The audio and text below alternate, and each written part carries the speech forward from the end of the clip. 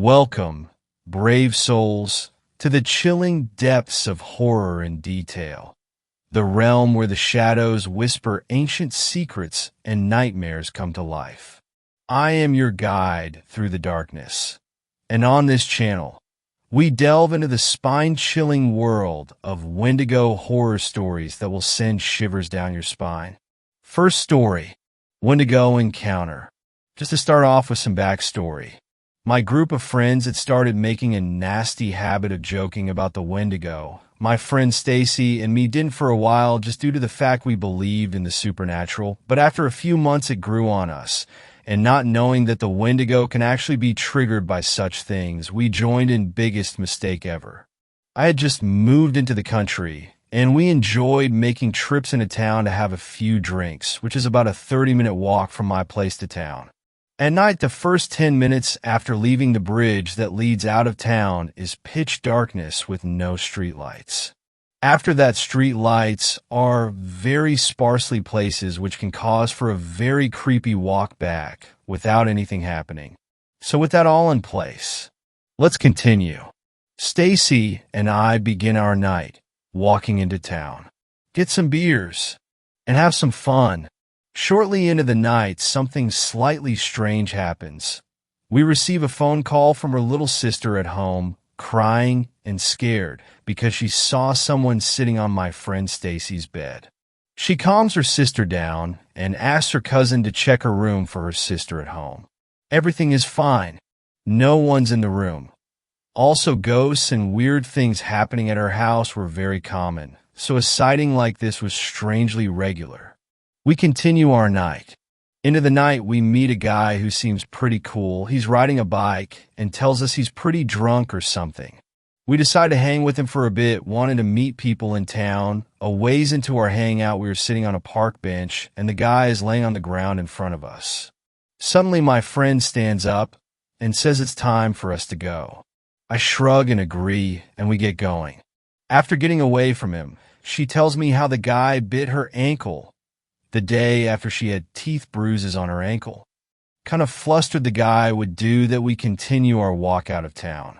Finally, we pass the bridge, which is our last source of light for the next 10 minutes. We turn on our phone flashlights, and we turn on some music trying to ease the spooky feeling of being in pitch darkness in the middle of nowhere. Suddenly, we hear a voice beside us. We both jump. It's the same guy on his bike. He asks us if he can follow us until we reach the fork in the road. We need to go left, and he needs to go right. Still slightly creeped out, but almost at the street lights and the fork in the road, we agree. Regardless, he had to go that way, and so did we. After a bit of walking, we finally reach the fork in the road and the first street light. We sigh with relief, hoping he would leave. But he turns down our way instead of going the way he needs to go. Now at this point, we are thoroughly creeped out. We try to ignore it and keep walking, holding our breaths, wanting to reach the next street light, which is some ways away. Finally, after what felt like forever, we reach the next street light, which is also for some reason a small graveyard. I hate my area. Once we reach the street light, the guy stops dead in his tracks and doesn't move any further past it. As we turn around, the guy looks like he has suddenly passed out on his bike, his head down and shoulders slumped. I was about to say something to him, but my friend stopped me and said we really needed to leave him. I agreed, not wanting to be around him much longer either. After a few seconds, I take a peek over my shoulder. He's gone, vanished. The worst part is even if he had turned around and started pedaling as fast as he could, we still would have been able to see him some ways down the road. I panicked, but also slightly relieved he wasn't there anymore. We continue walking, trying to pretend we aren't creeped out. Walking quickly from street light to street light. Finally, we reach my driveway. My driveway is a long road of darkness. We hadn't put any lights in yet to try and brighten it. We began to walk slowly, holding our breath.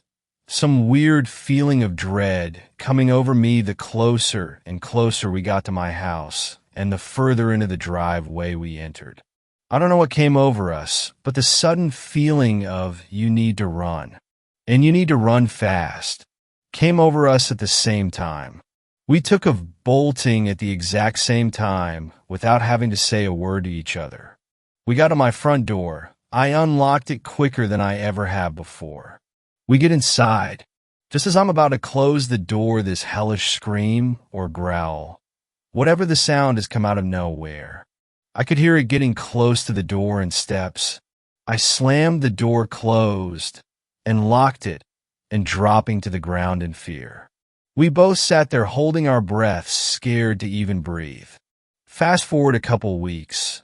Me and my Stacy had forgotten about what happened. Suddenly it came up in convo, and we tried to find the sound we heard. Nothing worked. We looked up every possible animal, even animals that weren't likely.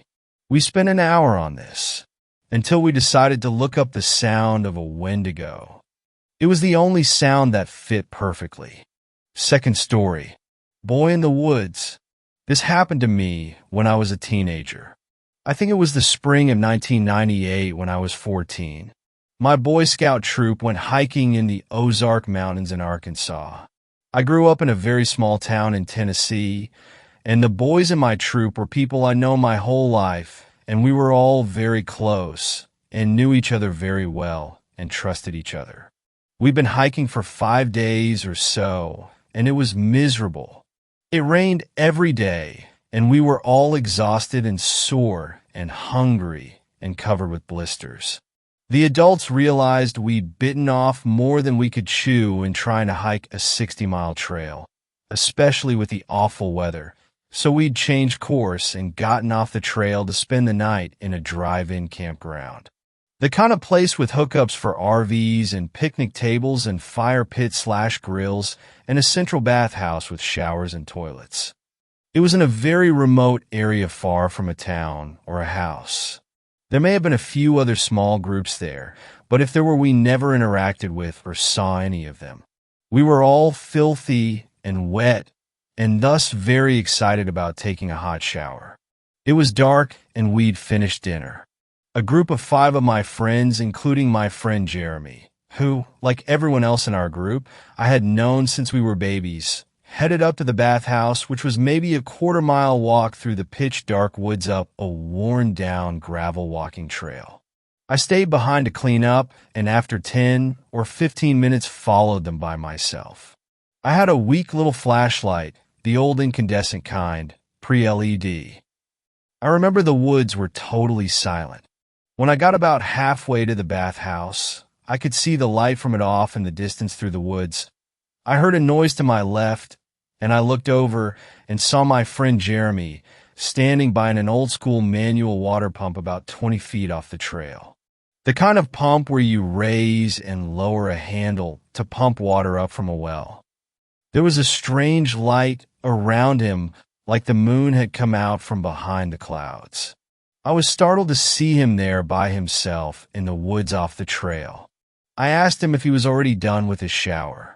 He seemed kind of sad, and he said, "Yeah, it's all yours." I said okay, and didn't think much of it until I got to the bathhouse. When I walked in the door, my friends were all in there, and I heard Jeremy talking from in the shower. All the blood drained out of my head, and all the hair on the back of my neck stood up. I had to sit down before I passed out. My friends were freaked out and wanted to know what was wrong. I told them what had happened. They nervously made jokes about how I must have been smoking pot. This was long before any of us had experimented with any mind-altering substances, but I could tell they believed me. Like I said, we'd known each other forever and knew when one of us was exaggerating or playing a joke. We all waited together until everyone was finished showering and brushing teeth and whatnot, and then walked back together in total silence. When we got to the spot I had seen, whoever, he was gone without a trace. The water pump was there, though. No one had noticed it before because it was a ways off the trail and obviously not in use. We got back to our campsite and went to bed freaked out. I remember not sleeping much that night. In all the years since then, I've never been able to figure out what happened. Was there a random teenage boy in the woods who looked just like my friend? Unlikely. Did I hallucinate it? Also unlikely. Who's to say? Third story. I believe I was stalked in the woods today. For context, I am 16M from the UK and am 6 feet 6 inches, so I have a scary figure to look at and don't deal well with strangers. I also have a very hard time expressing my emotions, and will usually walk in the woodland area down by my house to clear my head. It always works and is especially effective at times from 22.00 to 2.30, and I've never had any problems with these walks. Today I left the house a little after 22.00 and decided a quick walk before it got dark would be best. I got to the darkest area of the woods, yet it still looked light between the trees, so I continued on. I kept walking until I reached the metal bridge over a thin stream. Now at this point, I could keep walking my usual path, or go to my left and take a longer route that I am unfamiliar with. I would never have gone to look down this second option, but something made me want to go explore a slight bit into the area. It was still light after all. I ended up in that unknown area for around 5 minutes before deciding to head back, as it had suddenly got dark very quickly. I turned around with my phone's torch, lighting up an oath I was completely unfamiliar with, but I knew it was the only way out and decided to follow back.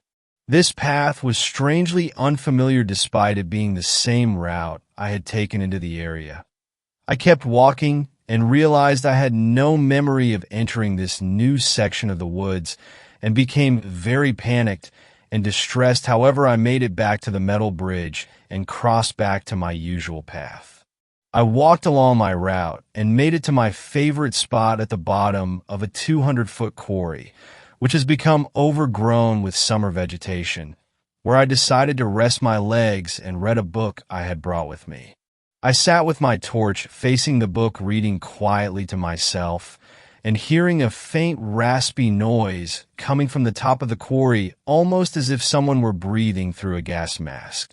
I closed my book, and the sound was now too prominent to ignore, and swiveled my torch onto the direction of the sound, and it took a gasp almost as if it were holding its breath. I pointed my torch back to my bag to zip it up and put my book away, and the sound became heavier. Once I'd finished putting my book away, I placed the torch in my lap so that the light was on my face and began to search the tree-line at the top of the quarry to see if I could spot anyone, but when I looked directly at the sound, it once again took a short gasp and stopped. I was so scared that I stood up, and the noise began to move away from me and round the top of the quarry, still rasping and now rocks crunching underneath some sort of weight. It was the first time in my life that I was frozen and began hyperventilating due to my fear. I stood still in the dark, listening to this thing that had stalked me for the past 5 minutes slowly move across the quarry's ridge and seeing rocks falling down to my level.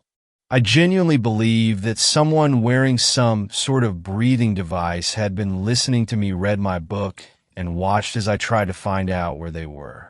I don't know what compelled me to go into the unknown area or why I decided to go to the quarry despite it being so late, but I am now certain of one thing. I am never into that quarry alone again, no matter how bad emotions become. Fourth story. The Wendigo. I am writing everything down in this journal to document our journey to Fort Kent and the subsequent events that transpired afterward. I hope that whoever finds this journal will publicize what had happened in this town to us between the dates of January 12th to February 13th, 2018. Do you know of the Fort Kent Wendigo in Alberta, Canada?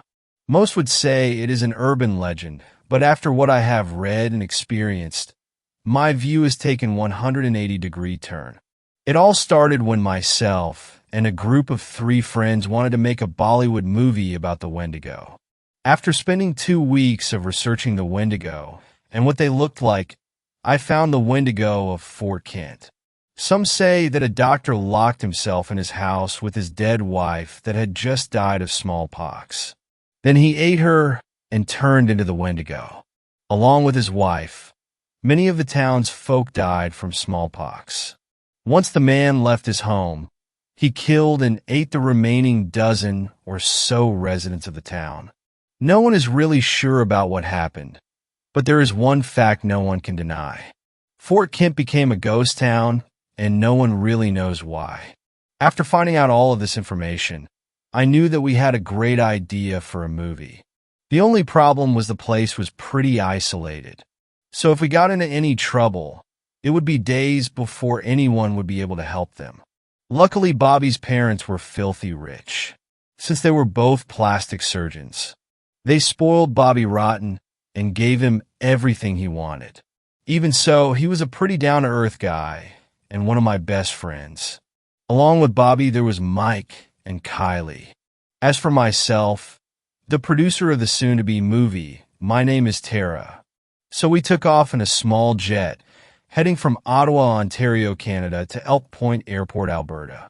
We took a fancy Canon 80D DSLR camera with us to shoot the movie, as well as a portable field mixer, a wireless microphone system, a shotgun microphone and boom pole, wind protection for the mics, a field recorder, and headphones. Along with all of that equipment, we brought camping equipment. When we got to Elk Point Airport, we rented a Hyundai Tucson, loaded it up with all of our equipment, and headed for Bonnyville. Now, it usually takes 45 minutes to an hour to drive to Bonnyville, but we were going in January. They had just gotten 24 cms of snow, and the roads were heavy with snow.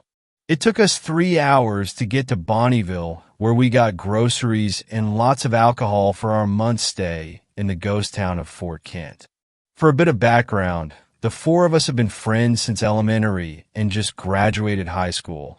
We decided to take a year off before heading to college and came up with the bright idea of making a horror movie. Bobby's parents had given Bobby the sound equipment and camera as a graduation present. We spent the summer figuring out what we were going to film when we came across the urban legend of the Wendigo of Fort Kent. Since then, we have been obsessed about the film. After we had gotten the essentials needed for our trip to the ghost town, we headed for the fort. January 12th, 2018, Day 1. We arrived in Fort Kent around 2 p.m. It took us 4 hours to set up all the tents and gear. We decided to set up near the outskirts of town. For some reason, we felt more comfortable. Here, no one said anything, but everyone got more nervous the further we went into town. By the time we were all set up, the sun had already set, and we couldn't see anything past the glow of the bonfire. We decided to drink the night away, talking about all the things we would do once the morning came. Around 10 p.m., we started to notice snowflakes starting to fall. We huddled around the fire more, but when the wind started picking up as well, we decided to call it a night. We had 2 tents set up, one for me and Mike, and the other one for Kylie and Bobby. Mike and I lay on top of a blow-up queen-size mattress that had 3 heavy covers on top of it. The 2 of us got under the blankets and looked up at the ceiling. I could feel Mike trying to get into my pants, but I shrugged him off. This place was giving me a bad vibe, and I wasn't in the mood. The walls of the 8-person tent shook as the wind and snow pummeled against the tent, making it difficult to hear anything.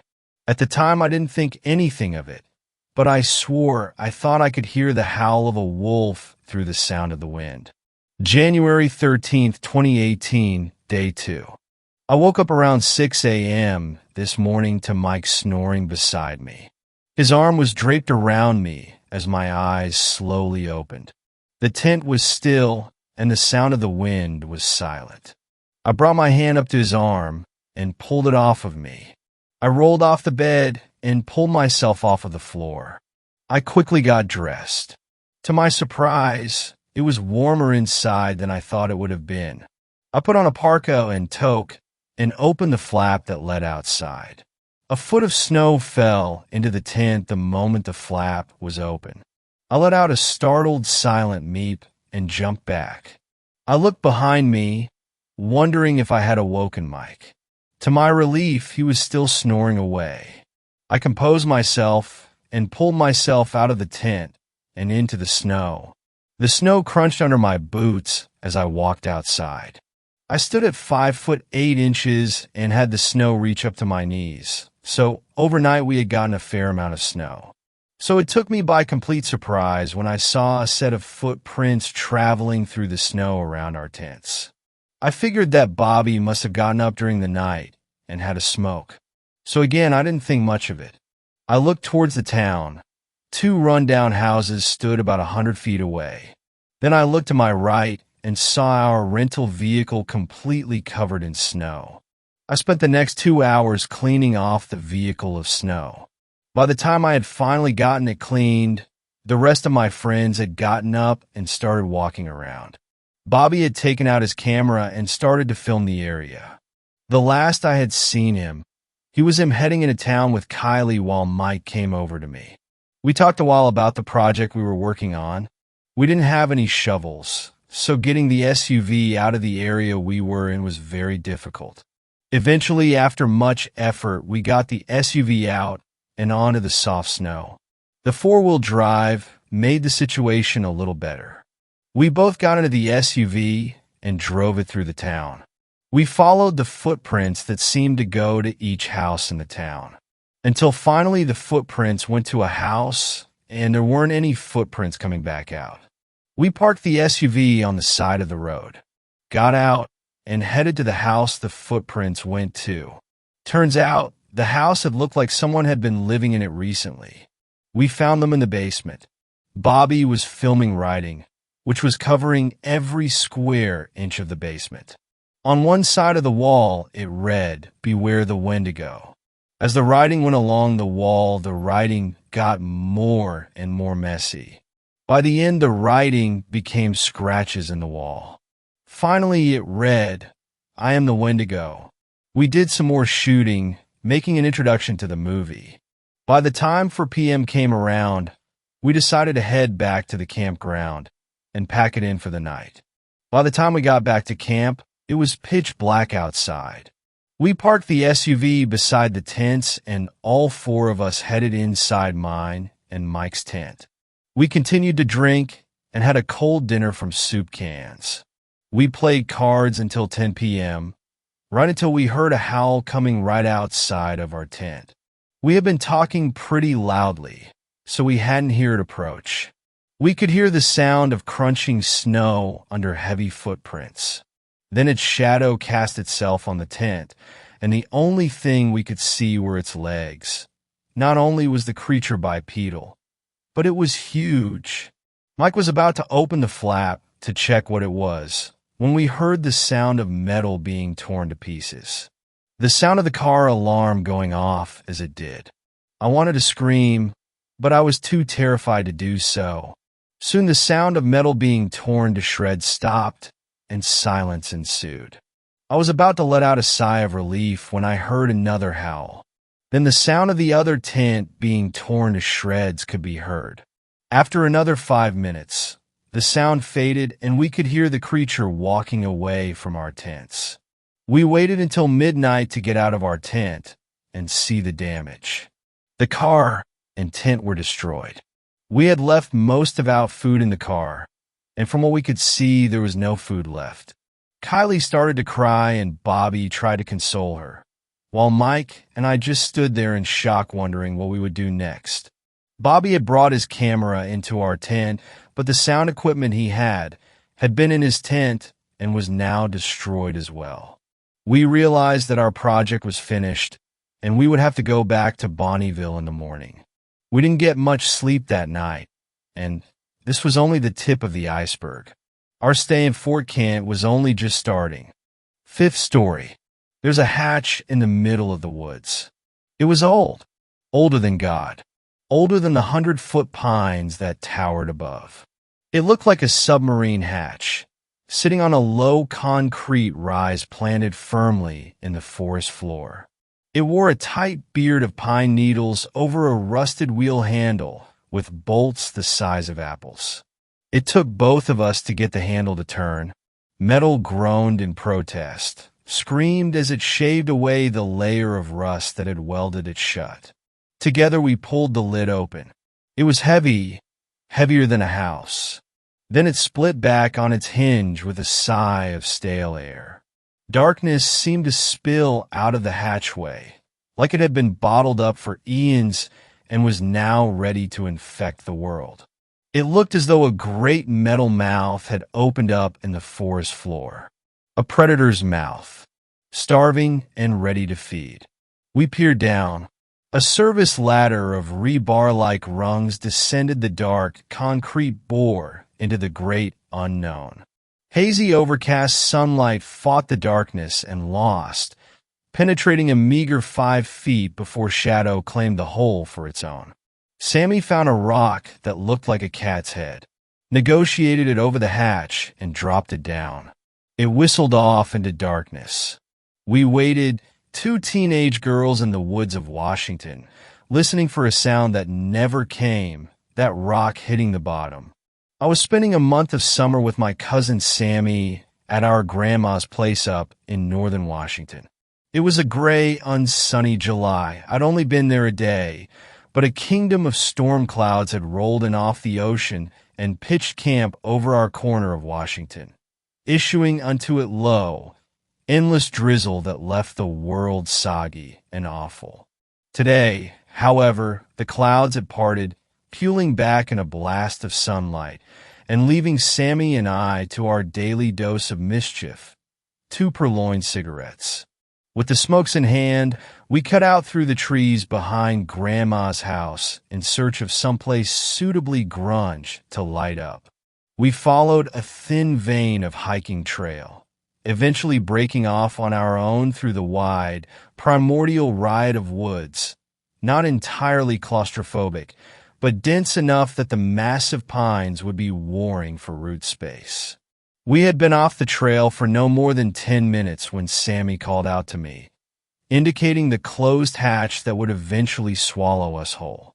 We brushed away a thin skeleton of branches, a great bed of moss, a tangle of brush, to finally unearth the thing that resembled something city workers in bright orange vests might descend to access a gas main, which was odd because it bore no markings to denote its origin, not even warnings with penal codes to dissuade would-be vandals. It was anonymous and disconcerting, like its lack of designation meant it didn't belong, like it was an interloper. Sammy had asked me something. I looked up at her. "What? What is it?" She repeated, curious gaze pinned on the hatch. "I don't know," I told her. "I don't know what it is." I knew it was old. Older than God.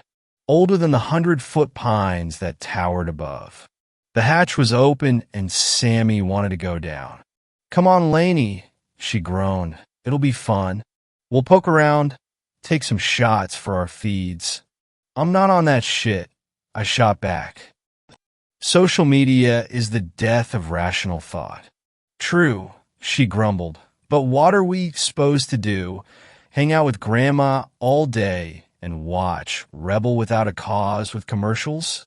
I took a long, pensive drag on the stale Winston, not wanting to admit that I was kind of terrified.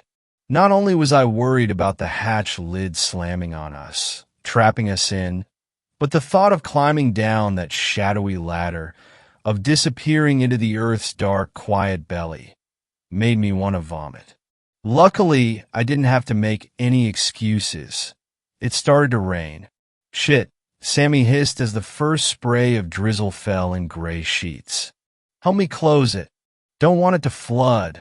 The rain was a fine mist, nothing more than a sneeze, and I doubted very much if it would flood, but I was more than happy to help her seal off that dark orifice. We did, together, before heading back through the trees, leaving the hatch behind. We were soaked through by the time we made it back to Grandma's. She fixed us plates of hot lasagna, and we all watched James Dean's effortless cool in Rebel. With the commercials, my grandma's house was not unimpressive. It was a 2-story Victorian rising in a collage of faded red and white from a wide lot of crabgrass, the open property hemmed by a wrought iron fence. all of it seemingly weighed down by 100 years of history. It looked like something out of a Tim Burton movie, a gothic manor surrounded by woods. A lone raft stranded in a sea of trees. I was staying in my dad's old digs, a mess of ancient band posters and records. Breezy punk stuff like the Gun Club and the Wipers. Despite all the vinyl, I was plugged into Spotify and Bowie was wailing Moonage Daydream when Sammy slipped in, face bright with mischief. "Come on," she said in an excited, breathy whisper. "Let's go." It was late, dark and late. I thought she had gone to bed. But she claimed a spot on the edge of my bed, charged with nervous energy. I lost my headphones and shifted to look at her, her eyes wide and excited. "What? Go!" I screwed my face into a confused knot. The thing, the hole in the ground, the mention of the hatch, the mouth, made my skin crawl. "What?" I said. "No way. It's like midnight." "It's atmospheric," she countered. "It's pitch dark out. So? We'll vlog it or something. Record it. I don't know, it'll be fun." I groaned, shook my head. "No fucking way." "Then I'll go without you," Sammy huffed. "Into the hole? In the middle of the night?" "Yup. Totally alone. So if I get molested by subdwelling mutates, it's on you. Cost you the older cousin and all." "Don't be a bitch," I said, feeling my cheeks flare up. She smiled, a dimple forming beside her mouth, clearly amused at having manipulated me into a stalemate of mutually assured destruction. I was caught. Either I go with her and keep her in check, or I let her go alone and something might happen. She was 15, only a year younger than me, but impulsive and brash, and it wouldn't surprise me if she got hurt. I could claim ignorance, but if something happened, I wouldn't be able to live with myself.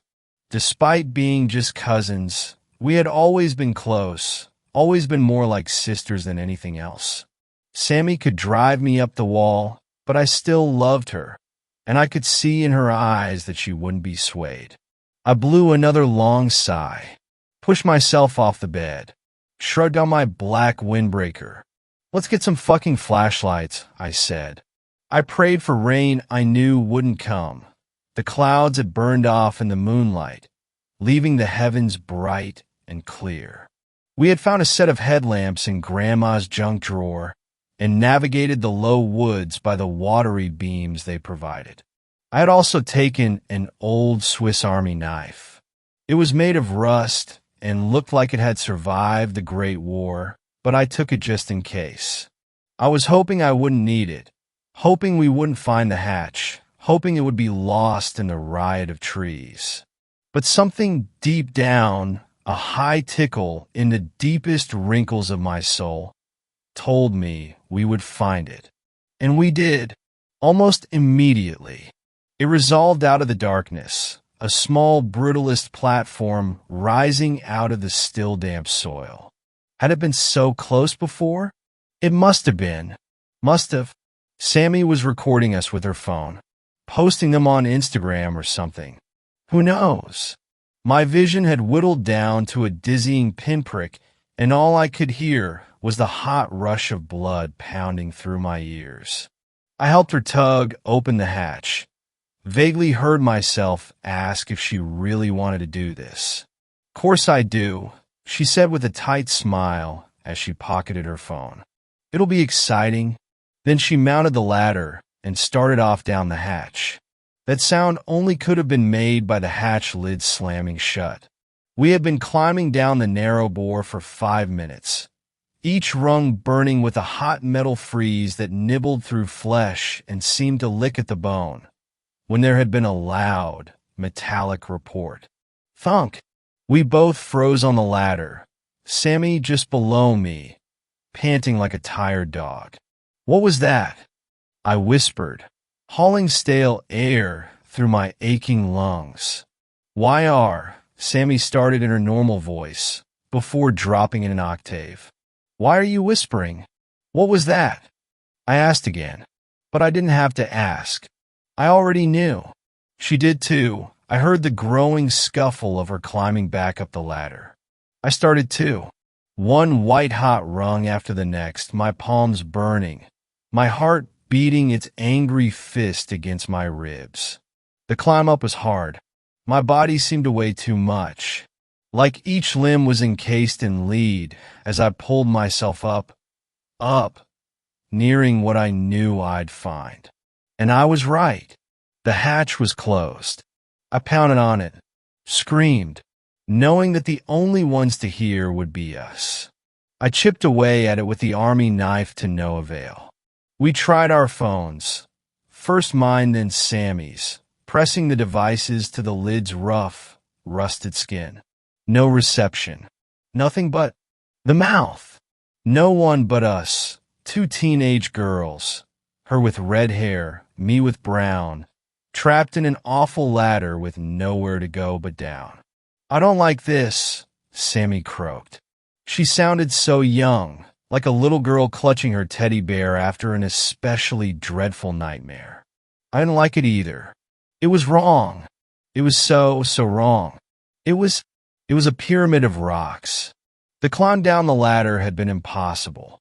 Time fell away, shifting into a dull blur that didn't much matter. All that mattered was finding your footing as you lowered yourself down, rung after rung, step after step. It might have been an hour or 10, but a while later, a long while, we hit a wide concrete room. It was about the size of your average backyard. The ceiling low, unblemished spare the circular opening through which the ladder ran. Shadows shifted and danced in black relief as we played our headlights across the dark space. On the wall opposite the ladder stood a wide, ruined opening. Nothing but darkness beyond it. The massive bank vault-style door that had once filled it sat in a twisted, broken heap nearby, torn free of its hinges by something that was disturbing. It sent a sudden flood of hot dread filling my guts like boiling water. But what was worse was the pyramid. It stood in the center of the room like a shitty roadside art sculpture, a painstaking pyramid fashioned out of countless rocks. I knew where those stones had come from. Sammy did too. They had been dropped from the above by people like us. Hundreds of them, thousands, sacrificed to the darkness of the earth. The mouth. I knew because topping the pyramid like a Christmas tree star was the rock Sammy had dropped earlier. The exact same one, no doubt about it, tucked carefully atop the mountain of stones. Placed there by someone, something.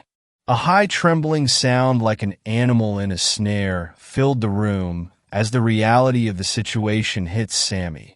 She had started to cry. She was losing it, unraveling at the seams. Sitting on the floor, knees to her chest, rocking and sobbing and apologizing for bringing me down here. We had to move. My whole body was one big screaming ache, and if we let exhaustion ease its warm blanket over our shoulders, we'd never get going. I sought air through my lungs and boiled it into authority. We have to go, I said. She sniffled. What? Her voice was nasally. She raised a trembling finger to the cracked entryway across the room. Through there? I nodded, struck one of the matches I still had from the cigarettes. The flame wavered, guttered as a breeze tugged at it. There's a breeze, I said. Airflow. Another way out? She sniffled, shook her head. No way. I say we wait here. Wait for someone to open the hatch. No one knows we're down here, I reminded her. No one. But what if? She started, looking at the pyramid of rocks. She lowered her voice, a hoarse whisper. What if the thing that made that is in there? Where else would it be? I thought, but I didn't say that. She was close to catatonia, and I needed her in motion. We have nowhere else to go, I said. Nowhere. She looked at me, her face pale and ghostly in the light of my headlamp. Her eyes were puffy, red, bright with terror. Then she summoned her courage like one would a lungful of air, and nodded. I hauled her to her feet, and we started off through the doorway. "There's someone following us," Sammy said in a choked whisper. The entryway had fed us into an underground hospital. It was abandoned, left to rot beneath the earth. A maze of scarred linoleum hallways, moldering gurneys with thick leather straps, blown-out doorways with padded rooms beyond. No, not a hospital, an asylum, or a laboratory, a kind of psycho mixture of both. Its construction spoke of a time before technology and the advancement of human rights. Yellowed walls and popcorn ceilings were shredded, torn to ribbons, like a feral something had been set loose. Rusty smears of dried blood textured the white darkness here and there. It was awful. Each footfall, each pull of breath, all sounds seemed to echo, clang, reverberate through the white walls of this underground labyrinth. It was like a nightmarish Escher painting. It was the mouth. Up until then, we had been negotiating slowly, rounding corners, finding more shadow-soaked hallways, passing an overturned reception desk, more padded cells, driven forth by terror and primal survival instinct. Then Sammy had whispered in my ear, her breath hot, her voice hoarse with terror. "There's someone following us." I froze. A cold infection of goosebumps went sprouting up over my body. My lungs were tight, empty of air. My heart was pounding with icy fear. I turned slowly, not wanting to make a sound, afraid that if I did it might make the someone real. She must have imagined it. There was no one. Then I saw the eyes. Two dull, milky pinpricks hovering just outside the light of our headlamps. They were head level, higher than head level, unblinking, hovering and watching. Eyes. Sammy's body was right up against mine. She was wound up like an over-torqued screw. Terror radiated from her in hot waves. I could feel fear beating through her veins. Ka-thump, ka-thump, ka-thump. The eyes moved so suddenly that both of us screamed. They surged forward without any warning, rushed at us, the thing, the something, the awful subdwelling mutate that would devour our hot intestines while we were still shrieking.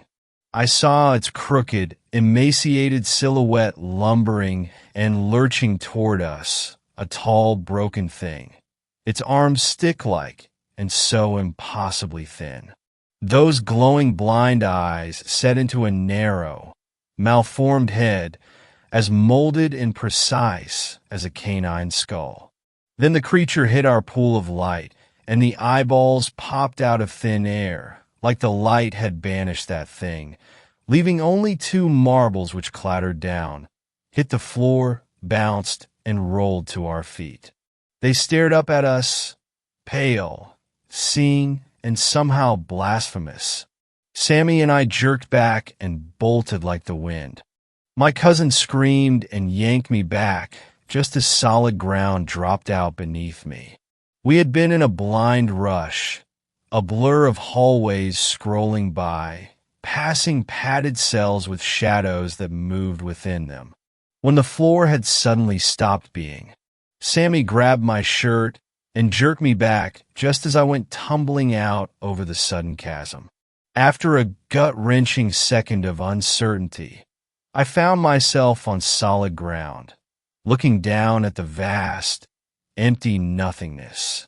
There was a 20-foot canyon separating this side from the other, a thin, splintery plank board running across it. It looked like someone had shoveled out a massive, crude pit in the hallway of the underground nightmare. We peered down, hauling air through broken lungs, hearts pounding, not sure what we were seeing. A solid knot of arms and legs, interwoven and laced together, filled out the bottom of the abyss. They were gray, broken, decayed, Torn flesh hung from bone. Massive boils filled with hot pus-textured rotting skin.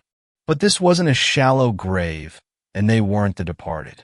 As soon as our light hit them, they slithered apart, breaking away like a hive of snakes under the burning heat of a magnifying glass.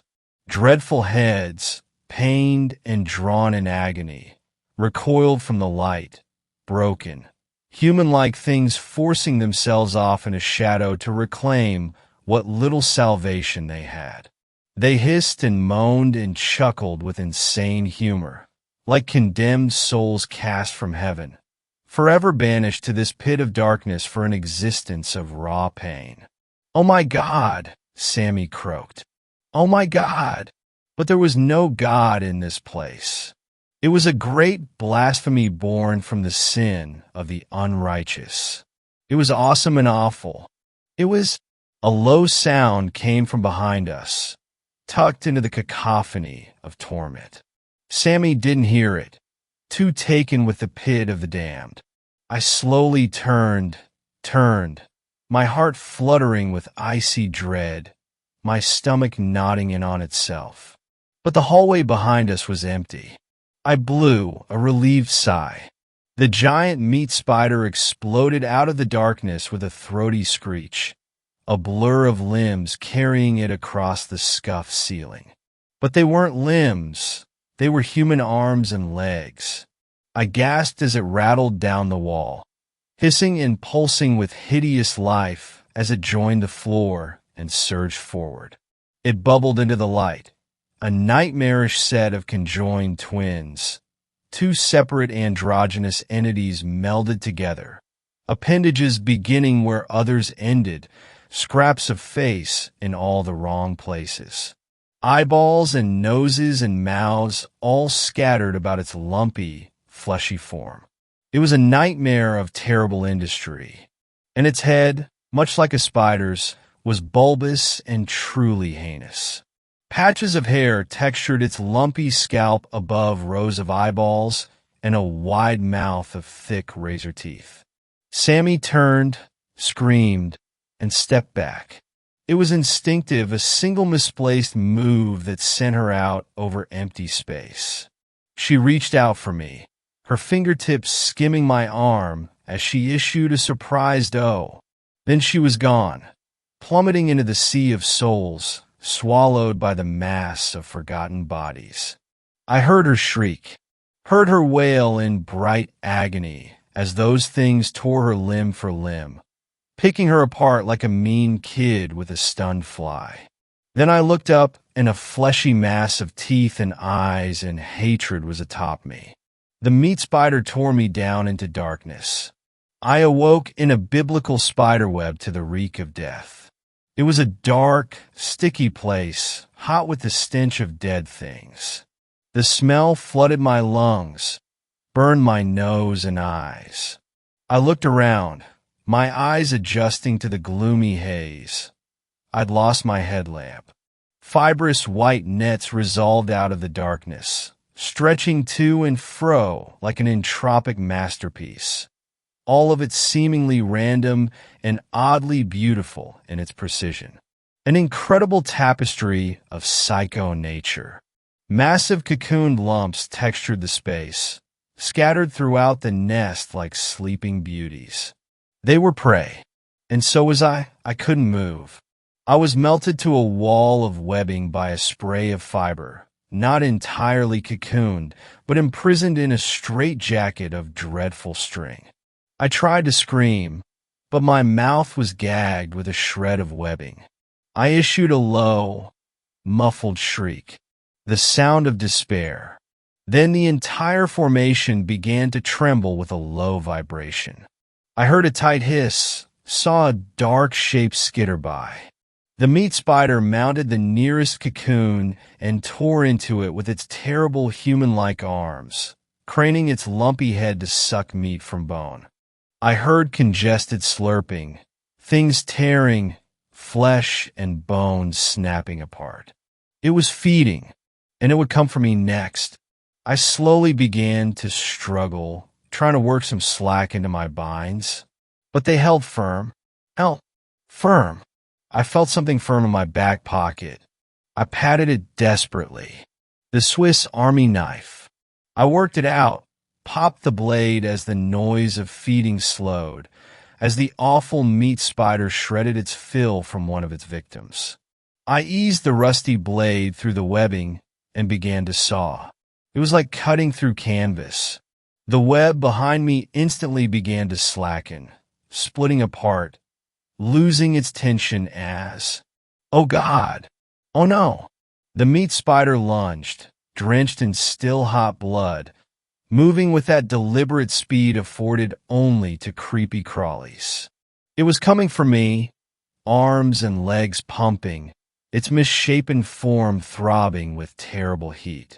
I worked the Swiss Army knife harder, faster, hacking away blindly, hatcheting apart the web holding me captive. And I could smell it, oh God, the reek of ancient rot, of things dead and decayed and hate, and it was here. Oh God, it was here. The meat spider lunged. For a terrifying instant all I saw were eyes and teeth. There was a horrible intelligence in those eyes, an awful cunning that reminded me so much of the dead-eyed stare of serial killers in court. Then the web split beneath me, and I fell. A second later, and I would have been girl meat. Instead, I was tumbling down, plummeting like a stone, the ground black and solid, and rushing toward me. It slammed into me like a freight train, and I crumpled like a bird. It wasn't solid ground. It was an angry rush of water. A river tumbled and heaved through a rocky canyon. The rapids frothed like a rabid dog, whipping me around like a rag doll in the hands of a brat. I snapped this way and that, barking my arms and legs and brain off lips of rock that seemed to bite out at me. Water that reeked of rotten gasoline and the thousands of dead things that had washed away flooded my mouth, filled my lungs. I choked and fought and tumbled downstream until blackness expanded. I awoke in a drain pipe to the first light of dawn. It painted strange shapes on the curved concrete bore in which I was delivered. I folded over and vomited a warm spray of water. A thin trickle ran from the darkness of the pipe, issuing through my hands, hair, flushing me with sobriety. That darkness repulsed me, made my skin ache and crawl with nausea. I staggered toward the light, fought my way out into a rocky shore. Seagulls were honking angrily, fighting over a scrap of meat on the beach. Other seabirds twisted through the foggy air above gray waters. The ocean heaved at my feet. I looked up at the sky and cried. A trucker found me limping along the highway like an abused dog. I didn't struggle when he dragged me to the car. I collapsed limply into his arms and let myself be taken. He rushed me to the nearest hospital. I found out I was 80 miles from Grandma's. I'm in a sterile white place now, a hospital that reminds me so much of that underground nightmare of things that should never see the light of day. I started this account hoping it would bring me peace, hoping it would help me come to terms with the trauma I'd faced. It hasn't helped at all.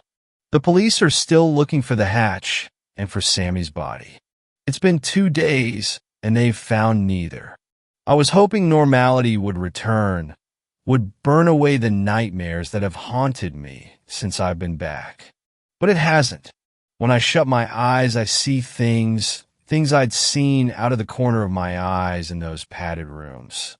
Unspeakable horrors that belong not in this world, but in a place far beyond it. God save them. It's an empty planet. Thanks a lot for watching the video till the end. Subscribe to our channel Horror in Detail. Drop your opinions/suggestions in the comments section and like the video as it helps with the YouTube algorithm. But it's all I can offer. God save them.